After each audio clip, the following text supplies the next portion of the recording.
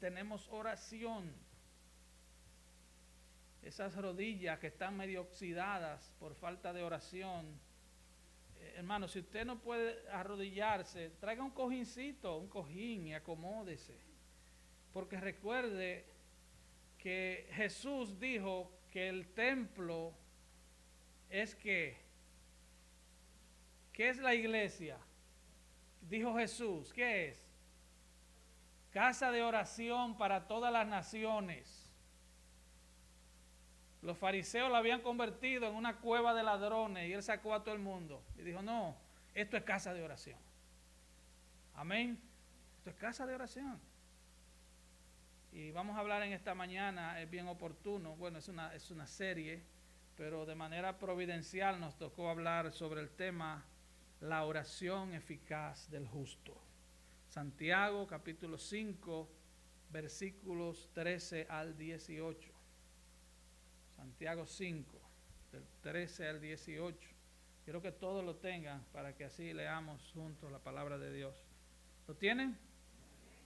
Y así dice la gloriosa palabra del Señor.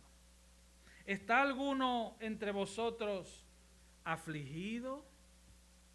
Haga oración. ¿Está alguno alegre? Cante alabanzas. ¿Está alguno enfermo entre vosotros? Llame a los ancianos de la iglesia y oren por él, ungiéndole con aceite en el nombre del Señor. Y la oración de fe salvará al enfermo, y el Señor lo levantará. Y si hubiere cometido pecados, le serán perdonados. Confesaos vuestras ofensas unos a otros, no al cura, unos a otros. Y orad unos por otros, para que seáis sanados. La oración eficaz del justo puede mucho. Elías era hombre sujeto a pasiones semejantes a las nuestras, y oró fervientemente para que no lloviese, y no llovió sobre la tierra por 3 años y 6 meses. Y otra vez oró, y el cielo dio lluvia, y la tierra produjo su fruto. Amén. Padre, gracias por tu palabra. Señor, allá en Romanos 10, tú nos dices que la fe viene por el oír, y el oír viene por la palabra de Dios. Oh Padre amado, abre los oídos esta mañana. Abre los oídos para que escuchen no la voz del pastor, sino tu voz llamándoles. Abre los oídos, abre los ojos de los ciegos para que te vean hoy. Porque solo un milagro de gracia puede salvar a un pecador. Padre, gracias te doy. Aplica con poder tu palabra en cada vida, porque te lo pedimos en el nombre de Jesús. Amén y amén. Puede tomar su lugar.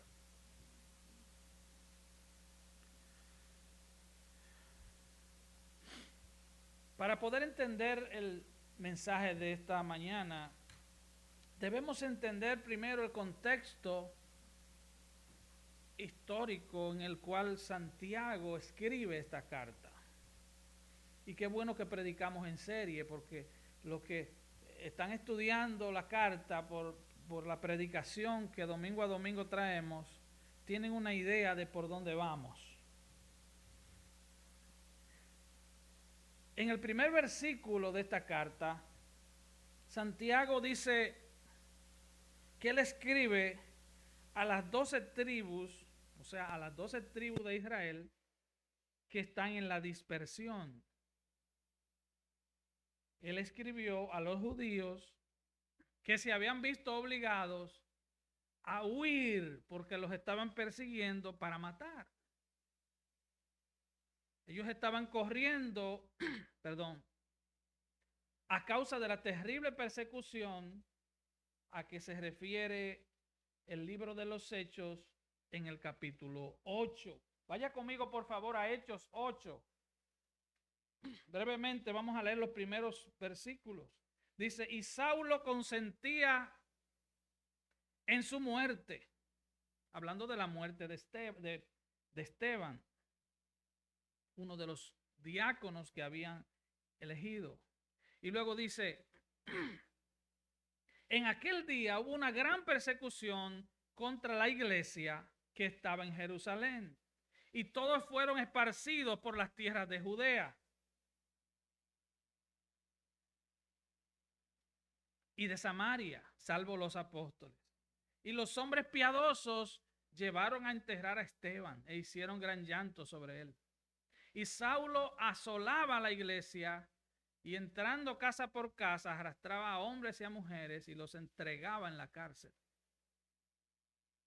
Y luego dice el versículo 4, pero los que fueron esparcidos iban por todas partes anunciando el evangelio.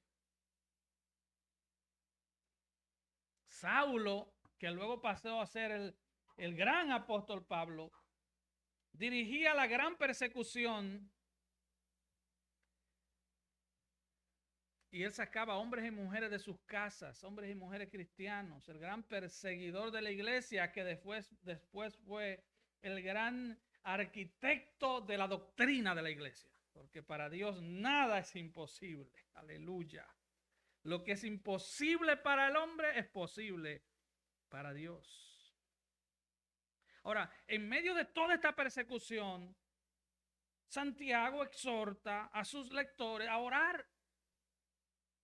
O sea, no es raro que en una carta dirigida a gente que está sufriendo de manera terrible, se toque el tema de la oración. Es más, si en esta carta, en estos 5 capítulos, Santiago no hubiera tocado el tema de la oración, estuviera incompleta.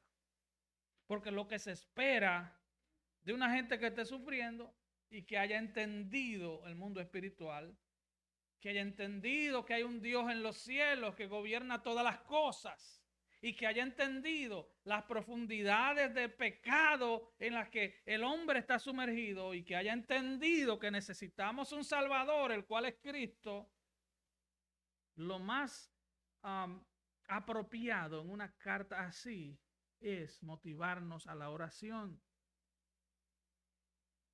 Una vida, escuche bien, una vida comprometida, una vida cristiana comprometida con la oración es el requisito principal para poder soportar con paciencia el sufrimiento y la aflicción. Y ya Jesús había prometido, en el mundo tendréis aflicciones. Así que esa es una promesa de Dios. No podemos evadir esa promesa. ¿Cuántos creen en la promesa de Dios? Esa es una promesa de Dios. Solo nos gustan las positivas. Mi Dios proveerá todo lo que falta. Oh, eso es verdad. Sí. Todas sus promesas son fieles y verdaderas, incluyendo esa. Así que el tema de Santiago en esos 6 versículos del 13 al 18 es la oración. El tema en todos sus versículos nos habla de la oración. Por ejemplo, en el versículo 13, Santiago llama a los creyentes a orar. En los versículos 14 y 15, él llama a los ancianos, que es lo mismo que a los pastores, a orar. Y en el versículo 16, él llama a la congregación como iglesia a orar. El primer versículo nos habla de consolación. Santiago comienza haciendo preguntas. Recuerda el contexto. Él está hablando a gente perseguida, gente que los golpean, que los meten en las cárceles, gente, como vimos, que los ricos los explotan y lo hacen trabajar de más y no le pagan. Él está hablando a gente así, en ese contexto. Él no le está hablando a gente que está todo bien, que todo está normal. No, le está hablando a gente que está siendo perseguida, maltratada y abusada. Y entonces él hace la pregunta en Santiago 5:13. Dice, ¿está alguno entre vosotros afligido? Haga oración. La palabra afligido en este contexto, en el griego, significa alguien que está siendo maltratado por otras personas. maltratados por otra persona. Y como antídoto a su sufrimiento, Santiago les exhorta a orar. Dios es la fuente de nuestro consuelo, dice 2 de Corintios 1, 3 y 4. Bendito sea el Dios y Padre de nuestro Señor Jesucristo, Padre de misericordias y Dios de toda consolación. Pablo lo llama Padre de misericordias, porque la misericordia procede de Dios. Y luego dice, y Dios de toda consolación. El versículo 4 dice, el cual nos consuela en todas nuestras tribulaciones, para que podamos también nosotros consolar a los que están en cualquier tribulación, por medio de la consolación con que nosotros somos consolados. Así que así funciona la iglesia. Dios nos consuela en medio de nuestras tribulaciones para que nosotros consolemos a otros con esa misma consolación que hemos recibido de Dios. Así funciona.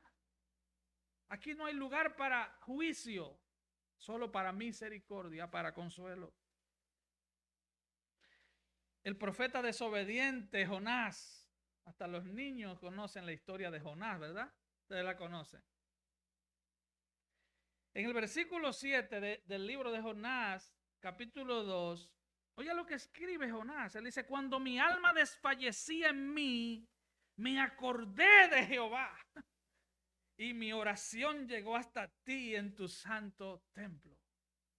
Jonás estaba en el vientre de un gran pez y cuando ya él desfallecía, no da detalles, pero ya él desfallecía, él estaba a punto de morir en una tumba marina o submarina.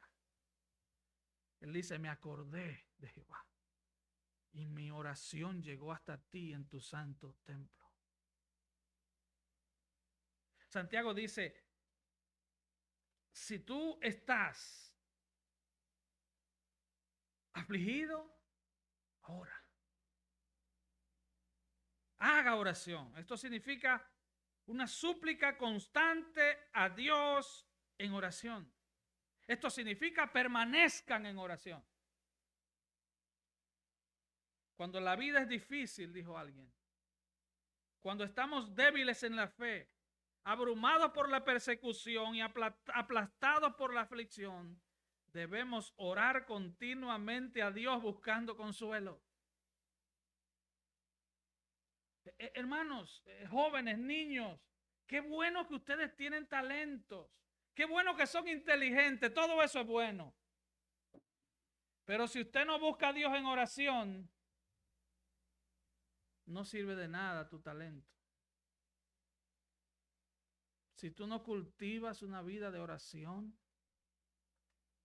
¿cómo tú vas a poder ser usado por Dios?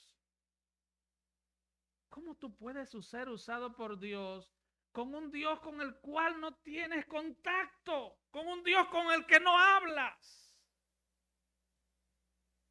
Vas a obtener pequeñas victorias, migajas. Solo hay victoria en la vida de un creyente cuando cultiva una relación de oración con Dios. Orar de manera permanente. De manera permanente. No como un religioso que repite cosas, no. Yo no estoy hablando de rezar, estoy hablando de orar. Cuando usted le habla a su esposa, usted no le dice siempre lo mismo, ¿verdad que no?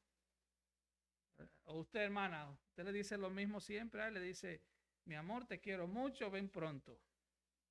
No, hoy usted le dice eso, mañana le dice algo, tal vez más fuerte, pero usted siempre le dice algo diferente. Hablar con Dios, tener una relación con un Dios que oye y que ve, con un Dios que todo lo sabe, con un Dios que sus ojos están atalayando, observando la tierra y que sus oídos están atentos al clamor de su pueblo. Orar, hablar con Dios.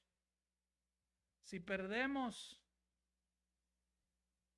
en la oración, perdemos la batalla. Hermano, usted puede tener la mejor doctrina, qué bueno. Nosotros nos preocupamos por la sana doctrina. Pero si usted no habla con Dios, el que es el originador de esa doctrina, ¿de qué sirve sana doctrina si usted no ora? Si usted no busca a Dios.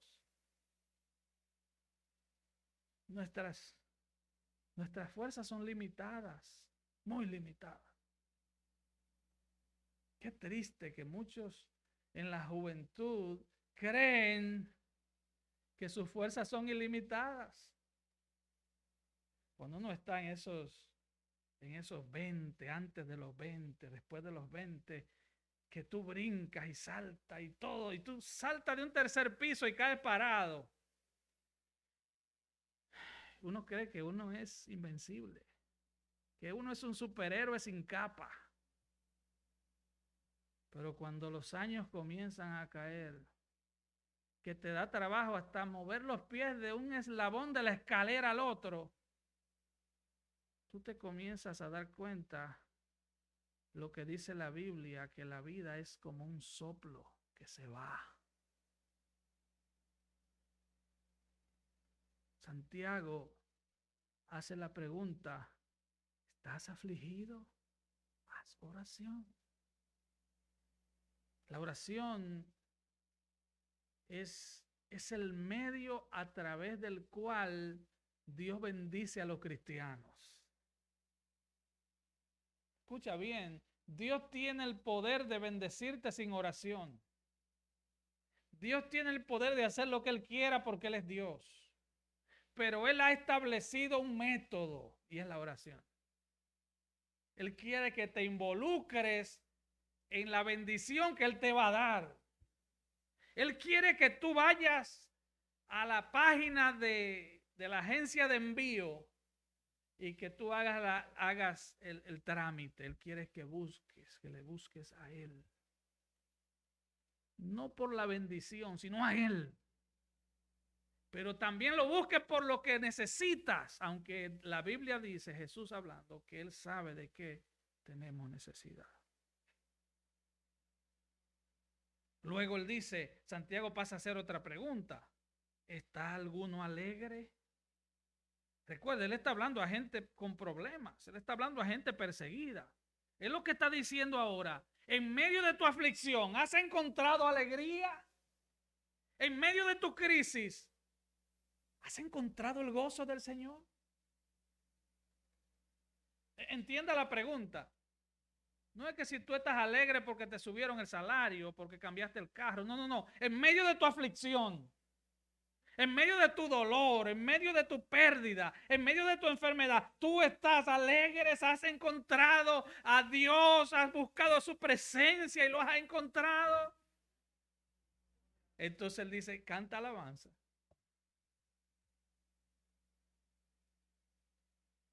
¿Encontraste consuelo en medio de tu aflicción? Hermano, si tú buscas a Dios en medio de tu aflicción, lo vas a encontrar. Alguien dijo en una ocasión que el ser humano solo puede hallar a Dios en medio de las lágrimas, solo puede ver a Dios en medio de las lágrimas. Así somos. En medio de tu dolor, el gozo de la salvación todavía lo tienes. Pues Santiago dice, canta alabanzas. Ahora, los versículos 14 y 15 son versículos que han traído mucha confusión. Y quiero que usted le preste mucha atención porque de aquí han salido muchas falsas doctrinas. Nos habla de la enfermedad, nos habla de la oración, nos habla de la restauración. ¿Está alguno enfermo entre vosotros? Llame a los ancianos de la iglesia, oren por él, ungiéndole con aceite en el nombre del Señor. Y la oración de fe salvará al enfermo, y el Señor lo levantará, y si hubiere cometido pecados, le serán perdonados. De esos dos versículos salen varias falsas doctrinas. Por ejemplo, una doctrina católica que es el sacramento de la extrema unción. Sale de ahí. De ahí sale también, ahí se fundamentan los sanadores por fe. los que hacen esas grandes campañas, que por cierto desaparecieron en el tiempo del COVID. No aparecen ni en los centros espiritistas, un sanador por fe. Todos se volvieron bla, bla, bla, declaración y cancelación. Y los que se han cancelado son sus cruzadas, donde ganan muchísimo dinero.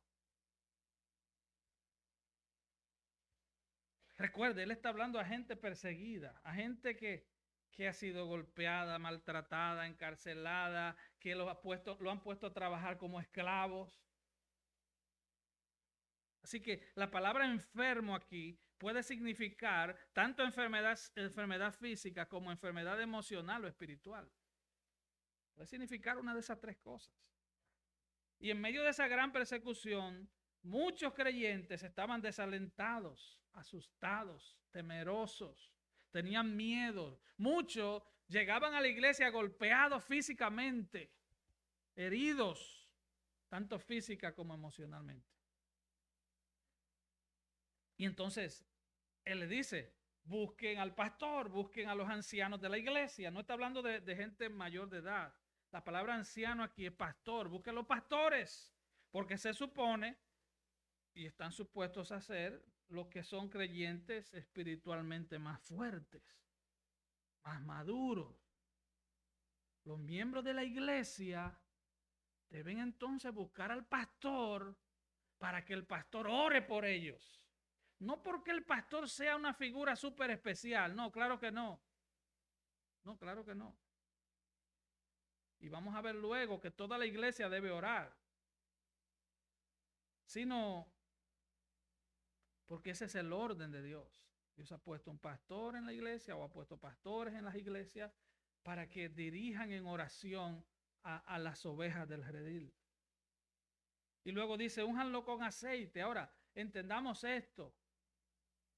Hay gente que son muy místicos y quieren que hasta unjan con aceite su casa. Hermanos, el aceite no te va a hacer nada. El aceite a que se refiere Santiago aquí, lo usaban para frotar las heridas y los golpes de los hermanos. ¿Usted está entendiendo eso? Era para eso que lo usaban. Únjanlo con aceite. En el original dice, frótenlo con aceite. Nosotros creemos en la oración por sanidad. Claro que sí. Nosotros creemos en orar. La Biblia dice que la oración puede mucho, como vamos a ver más adelante. Hay mucho cuidado con usted atribuirle valor a un frasquito de aceite. Por favor, no se vuelva místico ni supersticioso. Que el poder no está en el aceite. El poder está en Dios a quien nosotros oramos. Amén. Es en Dios. El poder proviene de Dios. Por eso hay que estudiar la palabra. Ahí se refiere a frotarlo con aceite, porque la medicina no estaba avanzada como está hoy. Si hubiera sido en el tiempo de hoy, tal vez hubiera dicho, frótenlo con Bengué. Exacto.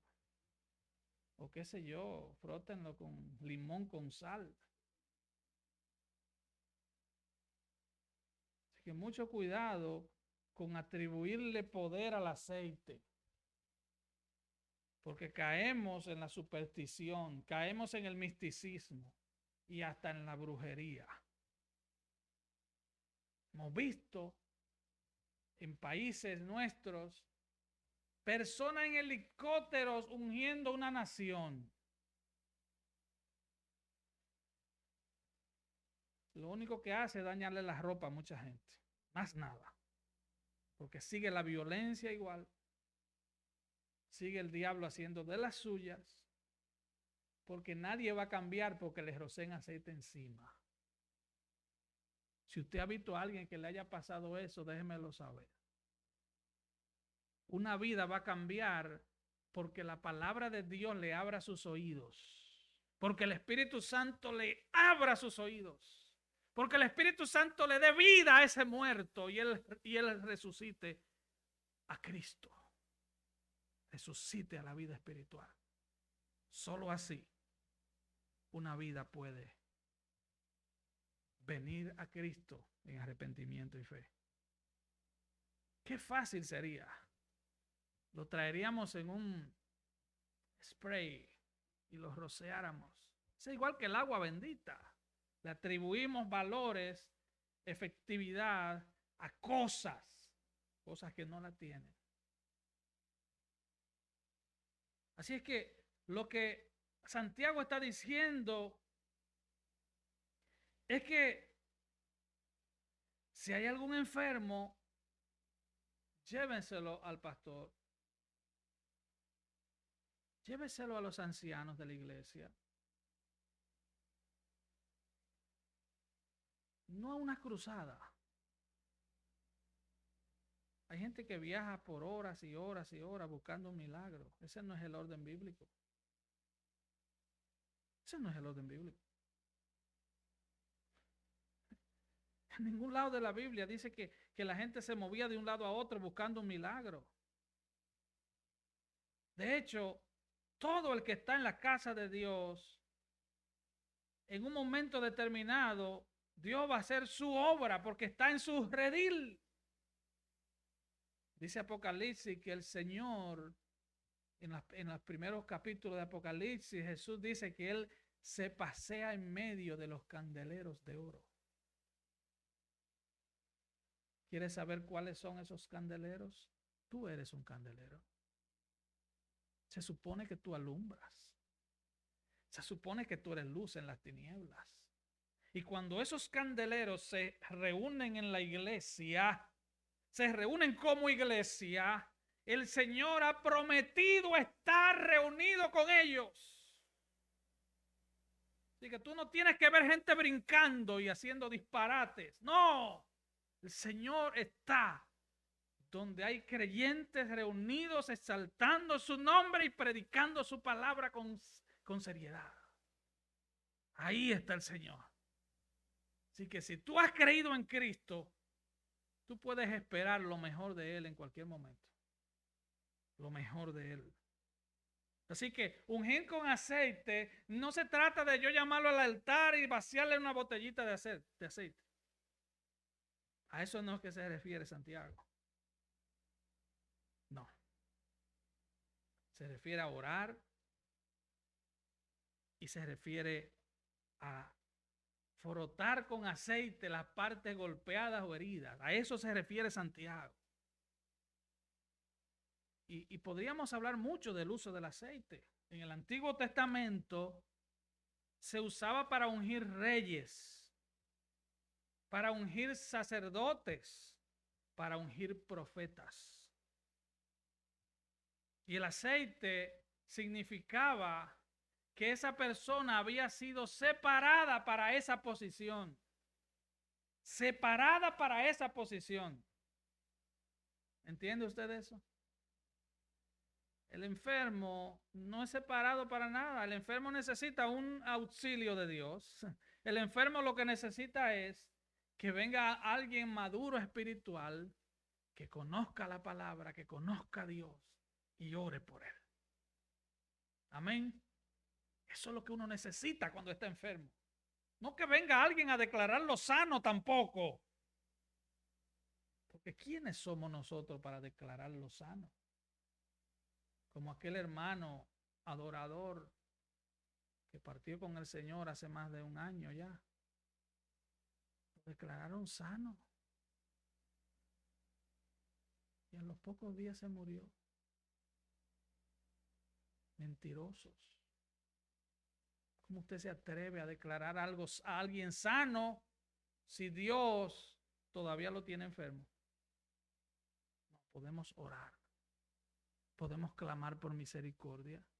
Podemos pedirle al Señor, Señor, sabemos que tú tienes el poder sobre la vida y la muerte. Sabemos que tú tienes poder sobre la enfermedad. Sabemos que tú resucitaste a Lázaro. Sabemos que tú sanaste a aquellos leprosos. Sabemos que sanaste al hombre de la mano seca. Sabemos que tú tienes poder para sanar. Y por eso clamamos a ti, porque sabemos que en ti está el poder y te pedimos que sane a esta persona. clamamos a Él. Entendemos eso, ¿verdad? Y cuando usted vaya a un hospital a orar por un enfermo, por favor, que el Señor te guarde de creerte Dios para declarar a alguien sano, porque eso pone en vergüenza el evangelio. El evangelio es avergonzado por gente así. La familia está viendo que tú oraste y dijiste, él se va a sanar. Y desde que tú das la espalda, el tipo se muere. ¿Y dónde quedamos los cristianos? Como un chorro de mentirosos. Que decimos que Dios dijo algo cuando Dios no ha hablado, hermano.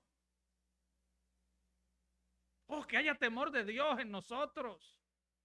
Que el Señor nos guarde de semejante blasfemia, de decir que Dios me dijo cuando Dios no ha dicho nada.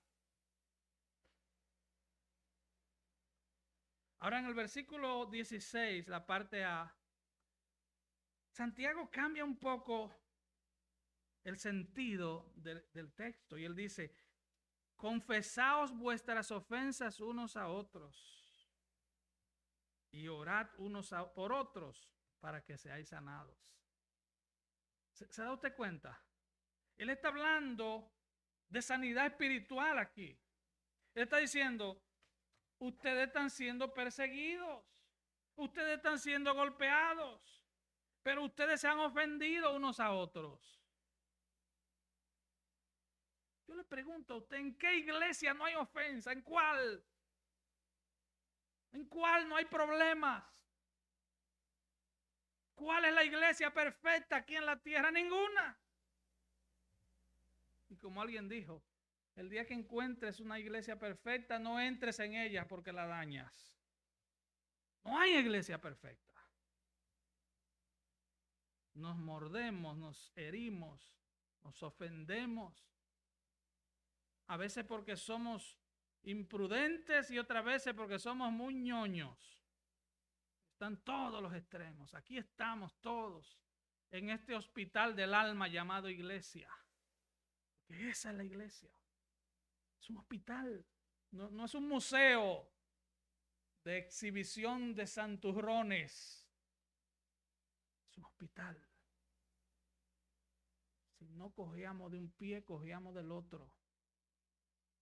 Todos somos pecadores, miserables, que necesitamos a Cristo.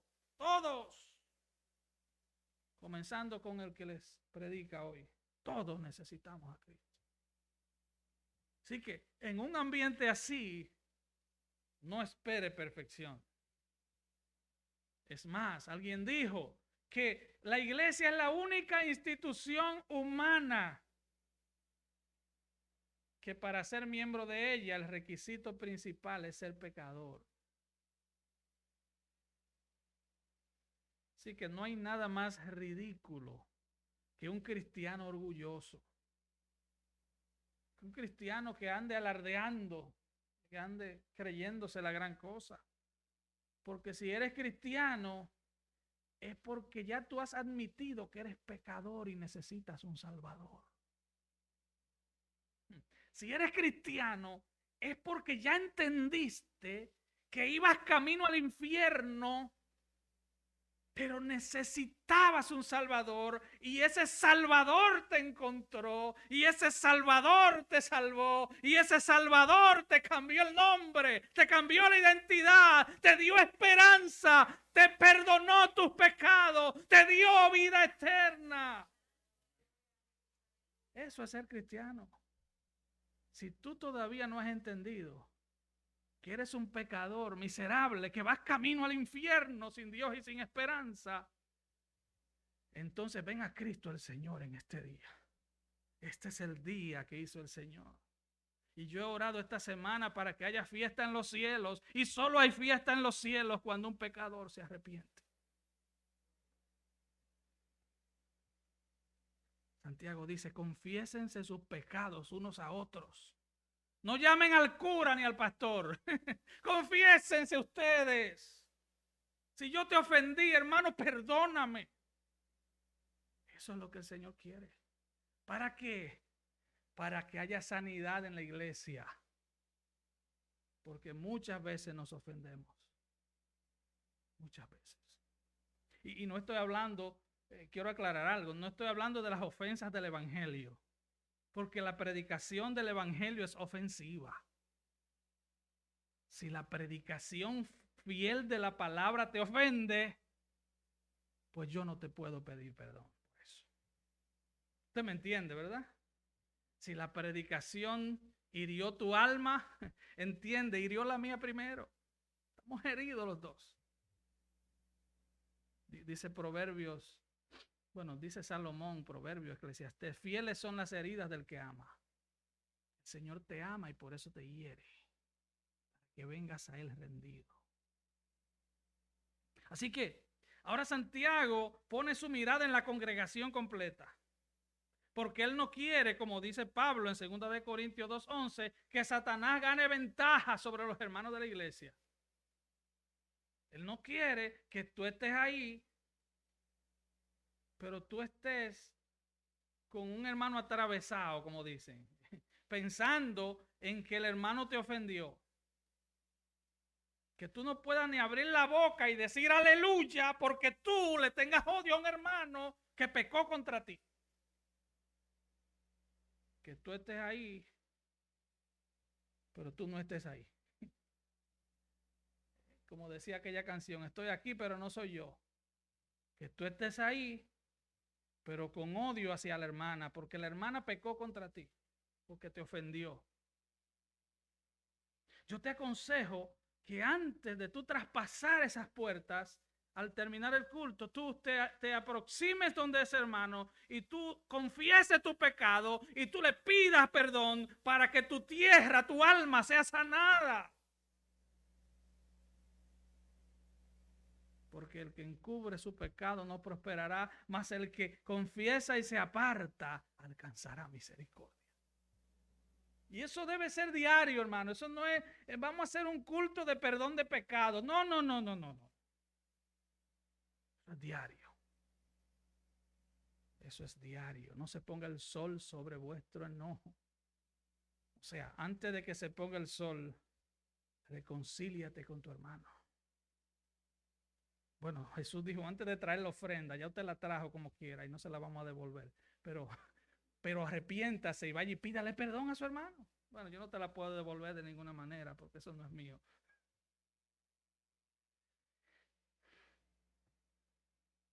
Así es que, hermano, y esto es serio. ¿Cuántos han ofendido a alguien alguna vez en su vida? ¿Verdad que sí? Hemos ofendido. Ahora, por eso Satanás le secuestra hasta la alabanza a mucha gente. Porque ofendemos a alguien, entonces Satanás comienza a trabajar en tu mente, a decir, oh, y ahora estás alabando a Dios, qué hipócrita eres. Alabando a Dios después que le dijiste hasta barriga verde al hermano. Qué hipócrita. Sí, porque Satanás se aprovecha, es un oportunista, él se aprovecha de nuestras faltas. Y después entonces, tú estás ahí como este perrito con el rabito entre las piernas, porque no te atreves ni a decir aleluya. No te atreves ni a alabar a Dios, porque Satanás comienza a bombardearte con pensamientos. E incluso mucha gente hasta de la iglesia se va. Porque el diablo le dice, ¿qué tú haces aquí? Mira cómo le hablaste a ese hermano. Es que tú vienes a la iglesia. Entonces el diablo comienza y tú comienzas con esa lucha. Santiago dice, confiesa tu pecado, ve donde tu hermano, humíllate. Esa es la vía rápida. No hay atajos, esa es la vía rápida. Ve donde ese hermano. Ni siquiera dice, búscate otro hermano. No entres en chismes. Ve donde ese hermano. Así como tuviste valor de ofenderle, ten valor de pedirle perdón. A veces nos creemos tan hombres o tan guapas mujeres, valientes. Ahí se demuestra si somos valientes. Confiésale tu ofensa. Porque ese pecado, esa ofensa, es como, ustedes han escuchado seguro aquella anécdota de aquel hombre que vendió una casa. Vendió la casa, pero él le dijo al comprador, te vendo la casa, pero ese clavito que está ahí es mío. Y yo puedo venir a la hora que quiera y enganchar mi sombrero en ese clavito. ¿Está entendiendo? Entonces el tipo le vende la casa. Entonces a medianoche él se quedó con una llave porque tenía un clavito ahí. No, vine a enganchar mi sombrero. Y se va. Al otro día por la mañana abre la puerta y va y busca su sombrero y se lo pone. Hermano, hermana, arranca ese clavito. ¿Cuál es la solución? Confesar nuestros pecados unos a otros. Pedir perdón. Y oiga lo que dice Santiago. Confiesa tu pecado unos a otros. Oren unos por otros para que seáis sanados. Hermanos, cuando un creyente peca, lo más peligroso es que muchas veces el creyente se aísla, se esconde. Se recuerda de Adán y Eva. Desde que pecaron se escondieron. El Señor tuvo que llamarlo, Adán, ¿dónde está? El Señor sabía dónde estaba, pero él quería confrontarlo. Adán, ¿dónde estás? Oh, tuve miedo y me escondí. Porque que Satanás busca que el pecado se mantenga secreto. Porque si el pecado se mantiene secreto, es como ese clavito en la pared. Satanás va a entrar cuantas veces quiera a poner su sombrero sucio y apestoso en ese clavito. Pero si el pecado es confesado, ese clavito es arrancado y el diablo no podrá entrar jamás en tu casa. Dios busca que ese pecado sea descubierto, confesado, para él poder perdonarlo. Dios busca sinceridad entre los creyentes. La oración es efectiva cuando hay perdón entre los creyentes. Eso no significa que no hay hermanos que son difíciles, claro que los hay. Pero hasta en la misma familia, hermano. Usted no tiene hermanos que son difíciles, o sobrinos difíciles, o hasta hijos difíciles, o una suegra difícil. Eso no es raro. Pero él dice, para que seáis sanados. O sea que el propósito de la oración entre creyentes, confesando sus pecados unos por otros, es para traer sanidad a la iglesia. Porque una iglesia enferma es una iglesia que no crece. Es una iglesia donde los hermanos no van a amarse unos a otros. A veces hay hermanos que estamos pujando, empujando y empujando. Pero entonces hay dos o tres que se quieren morder. Y eso es terrible. Santiago termina este texto hablándonos del poder de la oración. Desde el versículo 16b, él dice, la oración eficaz del justo puede mucho. Y después pone una ilustración. Hace una ilustración en los versículos 17 y 18. La oración eficaz. En el idioma griego, la palabra eficaz aquí es energeo, de donde viene la palabra energía. La oración energética. La oración poderosa. ¿Qué significa la palabra eficaz? Bueno, que tiene la capacidad de producir el efecto deseado o algo que funciona bien. Por ejemplo, me tomé un calmante y fue eficaz para mi dolor de cabeza. Eso es eficaz. Pero Santiago está hablando aquí de una oración energética. Ahora yo le pregunto, ¿qué es lo que energiza la oración? Bueno, lo mismo que energiza al creyente, la palabra de Dios. ¿Cómo podemos hablar con un Dios que es espíritu? Bueno, conociéndolo a través de la Biblia.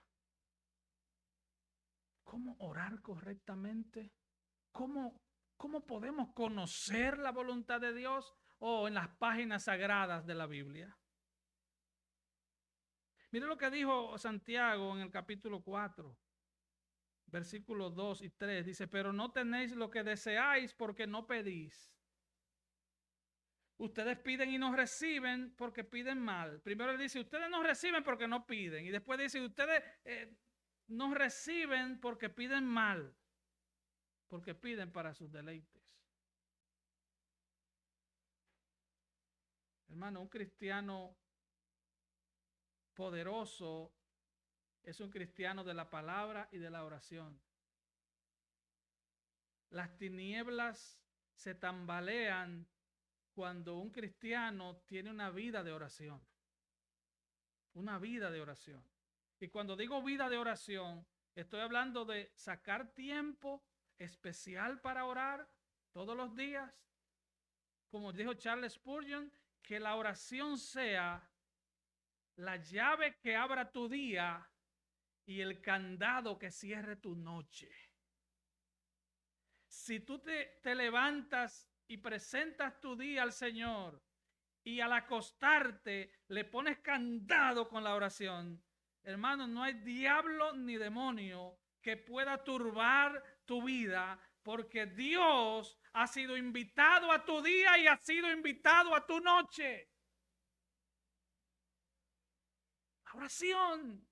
Ahora, aparte de sacar tiempo para la oración, pasémonos el día orando. ¿Por qué no? ¿Por qué no? Es más, los musulmanes hasta le dan permiso en el trabajo y en los casinos para salir a hacer su oración. ¿Sí o no? Ellos salen a orar y están perdidos, no conocen a Cristo, porque Él es el único camino. Él es el camino, Él es la verdad, es la vida y nadie va al Padre si no es por Él. Tú lo sabes, pero entonces no oras. Hermanos, no tenemos porque no pedimos. No tenemos porque pedimos mal. Hermano, ustedes niños, comiencen sus vidas orando, hablando con Dios, desarrollando una amistad personal con Dios. No dependan de la oración de sus padres. Dependan de Dios. Y ustedes van a ver desde pequeño la mano de Dios en sus vidas. El Salmo 66, 18 al 20, el salmista habla de la oración. Él dice, si observo iniquidad en mi corazón, el Señor no me escuchará. Pero ciertamente Dios me ha oído. Él atendió a la voz de mi oración. Bendito sea Dios que no ha desechado mi oración. Proverbios 15, 8. La oración de los rectos es su gozo. Dios se goza de que hablemos con Él. ¿Usted entiende eso? La oración de los rectos hace que el gozo del Señor sea mayor. Él se goza en tener relación con sus hijos. Padres que están aquí, madres que están aquí. ¿Usted no se goza hablando con su hijo? Bueno, así se goza Dios hablando contigo. Proverbios 28, 9, el que aparta su oído para no oír la ley, o sea, para no oír la palabra, su oración le es abominable. O sea, si tu oído, tú lo apartas de Dios, de la palabra de Dios, Dios no quiere escuchar tu oración. Así que la oración eficaz del justo puede mucho, significa que la oración del justo es poderosa. Las oraciones débiles vienen de creyentes débiles. ¿Qué es un creyente débil? Un creyente que no se está alimentando bien por la palabra. Debemos entonces alimentarnos bien para que nuestra oración sea una oración conforme al corazón de Dios. Para que oremos conforme a su voluntad. ¿Cómo nos fortalecemos? Bueno, estamos dando esa serie en los miércoles. Bueno, Efesios 6, del 10 en adelante. Fortalécete en el Señor y en el poder de su fuerza. Ahora Santiago termina este texto con una ilustración. Él dice que Elías fue un hombre sujeto a pasiones semejantes a las nuestras. Ahora Santiago va a ilustrar todo lo que dijo anteriormente. Mira, Elías fue un hombre sujeto a pasiones. ¿Cuáles pasiones? Bueno, usted se lo puede leer en Segunda de Reyes. Él tuvo hambre. Después de haber acabado con 450 profetas de Baal, de haberlos degollado todos, después de haber hecho descender fuego del cielo, entonces él tuvo miedo.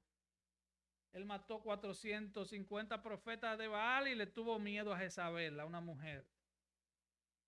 Ese fue Elías. Él tuvo miedo, se escondió en una cueva, le dio hambre y se deprimió.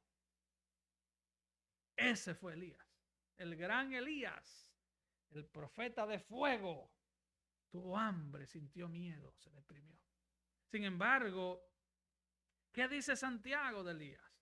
Que él oró fervientemente para que no lloviese y no llovió por 3 años y medio. Y después oró otra vez y el cielo dio lluvia y la tierra produjo fruto. Ahora, ¿por qué Santiago trae esta ilustración? ¿Por qué al final de este texto él habla de lluvia y de fruto?